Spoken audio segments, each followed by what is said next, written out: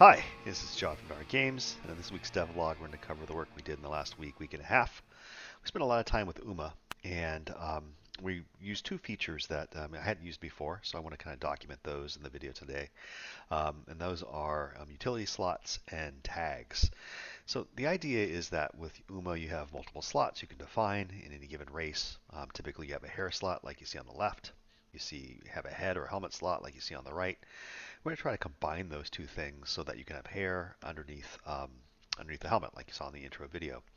Um, Before I jump in, I want to thank a number of people. I want to thank the UMA steering committee, thank Secret Anorak, and thank O3N, who basically kind of came up with this approach, and I took what they'd done with their own race and adapted it to the work that I've been doing. So let's jump in.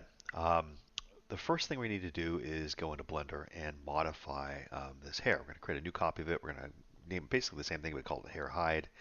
So let's jump in. So here we are in Blender. We've got the helmet. We've got the hair model. You can see it poking through. Right away, we're going to switch to cursor orientation. And the reason we're going to do that is because we're going to try to edit this mesh and flatten the top of the head. We're going to pick where we're going to pivot off of, slightly above the helmet line there. We're going to hit Shift S and then 2. All right, so now we're going to select the vertices, all the ones above that pivot and slightly below. I found that has the best results. And I'm going to type in SZ0, and that's going to align these vertices to the plane. And now I just need to fiddle with the plane there. And we're going to have them all lined up on a single plane. Get a little blockhead effect there. But this lets me now work with them. I don't want to delete the vertices just yet. I'll certainly clean it up, as a final step. But now I can kind of work with that entire plane all together. So we're going to adjust it, obviously. Bring it down just above the helmet line there. Take a look. And let's try to take a look at it as an object. Yeah, it's still a little high, so let's try that again.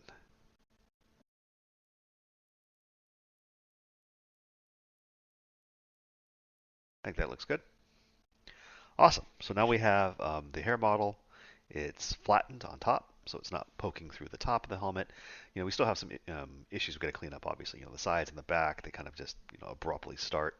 Um, and for that, we just need to do some vertex pushing. With these vertices, there's a couple different ways to edit it. I'm not going to go into too much detail with Blender here, but basically I can grab some of the vertices like this.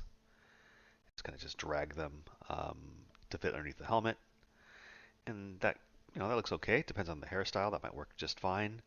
The other thing you can do, of course, is do proportional editing. So it'll move the vertices you've selected and the ones surrounding it and make it maybe a little bit more natural. So let's try that. Turn on proportional editing. There we go. And now when we drag it over, you can see more of the hair is moving. I kind of like that. So I'm not going to speed up the video for the next 2.5 minutes or so while I clean up this model. And all I'm doing again is pushing vertices around at this point. At some point, we're going to have to clean up the ear flaps because the ear flaps, the hair is protruding through it. I could try to move the hair. I can, of course, delete, the parts that are, poking through there. I'm trying to move it. I think that for a lot of these things, I think just deleting it will be the easiest way to do it. So that's what you're seeing now in the video in the background is me just selecting, hair strands and deleting the ones that are poking through, at least with a hair flap. A lot of this work that has to be done to clean up this hair, it might seem like it's redundant or something like that, given that you already have the hair model. But there's just no other way for me to get the mesh to work with the helmet well. As I'm doing this, I'm keeping in mind that helmet line is now more or less fixed in stone, right? So all the other hats and head accoutrements should pretty much start at the same place that this one does. Otherwise, I have to do this work all over again. That looks pretty good on the left side of the head there. Let's work on the other side. And of course, if you don't have ear flaps, then you'd pretty much be done. Once you've pushed the tops in to fit underneath the helmet line, then you don't have to do anything to the sides, of course. But in this case, most, I think all of the helmets that I have do have some sort of ear flap, so I have to do this work.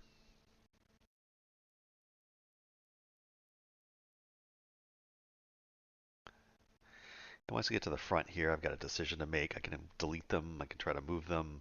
I kind of like where it overlaps a little bit. You think that you've got hair poking out through, through the top of the helmet there.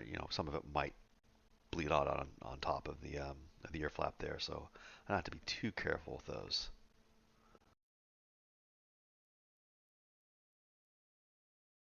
All right, we're just about done here.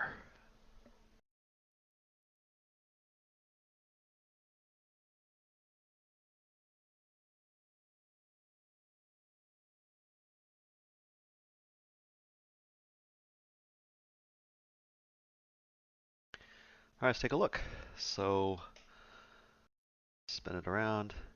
Yeah, some of the places where I'm seeing bald spots, I don't know if I'll see them in game there. Might just be the rendering of Blender. I'll have to check it in game, which of course we'll do. But now we can move on to the next step. The next step is I'm going to go into transfer, the vertices over from that UMA combined. So we click the body, then we shift click the hair, go into weight paint mode, go to the weights menu, and click transfer weight. If you make sure you select by name. That'll grab all the vertex groups and transfer them over. So now it's done. I have all the vertex groups transferred over to my hair. Um, Really, I'm going to do some very basic weight painting for this video, and as a first cut, it's all going to be influenced by head adjust. And so, with this, I'm going to go in, go back into weight painting mode with just the hair selected. I've got to switch the render so I can actually see it. There we go. Um, and when you're weight painting, if you haven't done it before, the colors represent how much influence this bone is going to have on it. I want it to be 100%, so I set that to 1. The other thing is to auto normalize there, so it always adds up to 1, and you should just have bright red hair at this step. And I know as I'm doing this, I'm going to have to go back in at some point and adjust all this hair a little bit, because I'm probably going to add in some hair bones to get some jiggle and some movement in it. So I don't have to be too careful with any of this. Just make it all red. That's good enough for now, um, knowing that I'm probably going to do some edits later. Bend it around, make sure we get everything. Again, that's good enough for now. So now we're going to clean up the top. When we did that flattening, of course, it flattened a whole bunch of vertices, and we don't need all those. They're not going to get rendered at all. I do want to keep it so it's concave, meaning that I don't want it just to be, kind of empty hair there. I don't think it'll have too much performance impact, given that I'm going to, clean this all up right now.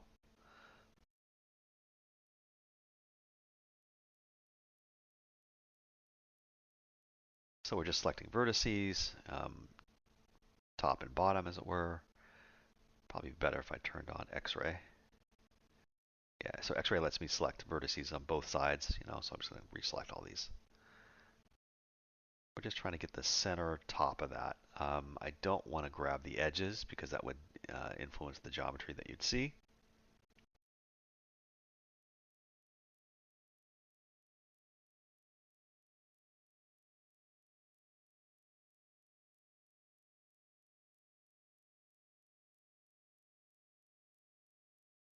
Again, that's probably pretty good enough for a first cut. So let's go into the model. We're going to clean it up. Just going to merge by distance. And there we go. So we took all those vertices and kind of scrunched them down to that one center. Again, you're not going to see that because it's obscured by the head, but that's a little bit more cleaned up than it was before. So that's pretty much it for editing the hair. Let's go ahead and take a look at it with everything in place.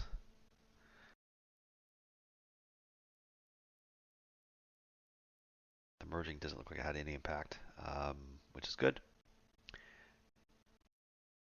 The next step is kind of optional, I suppose. So we're going to add in an armature modifier and point it back to the rig. This would allow any sort of animations or poses you're doing inside a blender to influence the hair. So that has to be done. So we just point it back to Uma Rig.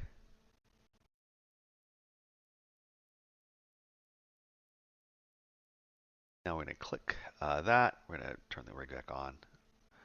Control click the rig, and we can now export.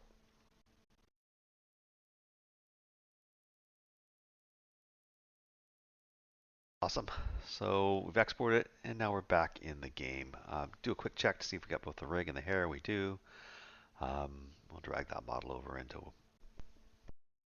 the folder we're working on. And now we can build a slot out of that. So we'll go to Slot Builder. I always set the material here. You don't have to. You can obviously just do it straight from the slot itself. So we're going to grab that default one, choose where we want the slot to go, and pretty much just drag and drop. Now the only thing I would say, the tricky part here is, you see that scale factor on the left of 100? You're going to have to fiddle with that to make sure that's right. For my case, I had to have that in. Otherwise, the hair would have been teeny tiny. Wouldn't let me drag in because I already have a slot by that name, of course. So let's go ahead and rename the slot now. It's the same thing with just hair hide as the naming convention. Drag the slot over. So I got 2 slots. Index it. And now let's take a look at the recipe. So here's where it gets really interesting. In our normal recipe, we have the normal hair. I've dragged over that second slot and pointed to the same material. So I now have 2 hairs rendering at the same time effectively. So now we're in the helmet recipe, and we're going to tell it to hide the hair base.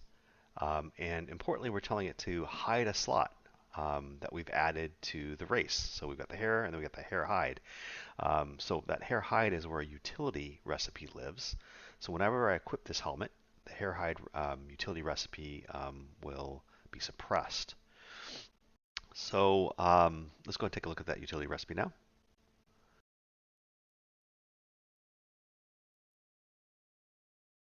So when we put on the helmet, it suppresses this recipe, and this recipe's only job is to hide the hair hide, which is the truncated hair, right? I know I keep using the same term over and over again. But the utility, its job is to hide the hair that fits under the helmet. The helmet says get rid of that utility, and it's kind of all work together. So the last thing we need to do here, it looks like I've got an errant tag I'm hiding. Let's go ahead and take a look at the hair recipe again.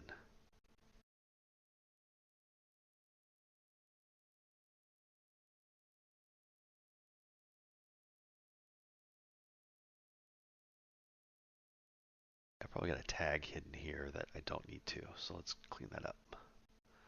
We don't need to hide any tags here, so let's get rid of that.